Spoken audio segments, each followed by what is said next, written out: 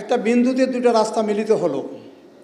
একটা রাস্তা আরাম আয়াস, লোভ লালসা, পরিশ্রমবিহীন অনেক ধন সম্পদের মালিক হওয়া। আরেকটা রাস্তা কঠিন সাধনার পথ, সততার পথ, নিষ্ঠার পথ। সাধারণ মানুষ সেই পথে মারায়। কিন্তু রবার্ট ফ্রস্ট বলতেছেন, জীবন সায়ান্নে আজকে আমি ভগবানের কাছে আমি কৃতজ্ঞতা প্রকাশ করতে পারতেছি। আমার জীবনের প্রথম থেকে আমি সঠিক রাস্তাটা চুজ করতে পারছিলাম। তখলিয়া বা তাহিলিয়া বাইজরুর তাময়ে বাহারের ফরাওর।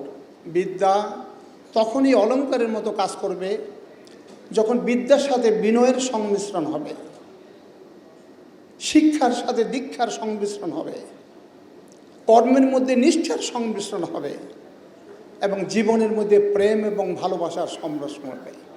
জালালউদ্দিন রুমি বলছেন, আজ মোহাব্বত তালখা হাসিরের সওয়াদ ওয়াজ মোহাব্বত মেশে হাজারেন সওয়াদ। আজ মোহাব্বত সাহেবান্দা মিসওয়াদ ওয়াজ মোহাব্বত মুর্দা জিন্দা মিসওয়াদ। প্রেম এবং ভালোবাসা এমন নিয়ামত, তিতা জিনিসকে মিষ্টি করে দেয়। প্রেম এমন নিয়ামত, লোহাকে স্বর্ণে পরিণত করে দেয়। এই একটা শব্দ এলওভি আমরা যদি আমাদের জীবনে প্রয়োগ করতে পারি, প্রত্যেকের ব্যাপারে এই পৃথিবী স্বর্গভূমি হবে। আজকাল পৃথিবীতে সবচেয়ে বড় ব্যাধি, মানুষ মানুষকে সম্মান করে না, মানুষ মানুষকে ইজ্জত করে না। রিক্সাওয়ালা, ধোপা, নাপিত, সুইপার, অফিসের ছোট্ট পিয়ন, তাদেরকে আমরা মানুষ নয়। এবারে রিক্সাওয়ালা যাবি না? আমি আমার হৃদয়ের গভীরে একটা সত্যকে লালন করি, রুমি ভাই। যতদিন পর্যন্ত মানব ইতিহাস, মানব সভ্যতা পরিপূর্ণতা লাভ করতে পারবে না, যতদিন পর্যন্ত আমরা প্রত্যেকটা মানব গোষ্ঠীর মানব সন্তানকে আমি মানুষ হিসেবে ভালোবাসতে পারবো না, সম্মান করতে পারবো না, ততদিন পর্যন্ত হিউম্যান সিভিলাইজেশন পূর্ণতা লাভ করতে পারবে না। আমার জীবন একটা স্বপ্ন ছিল যে আমি 100 টাকার গোলামি জীবন শুরু করছি। আমাকে যদি সামনে যেতে হয়, the flame of life cannot be borrowed from others, it must be kindled from the temple of one's own self.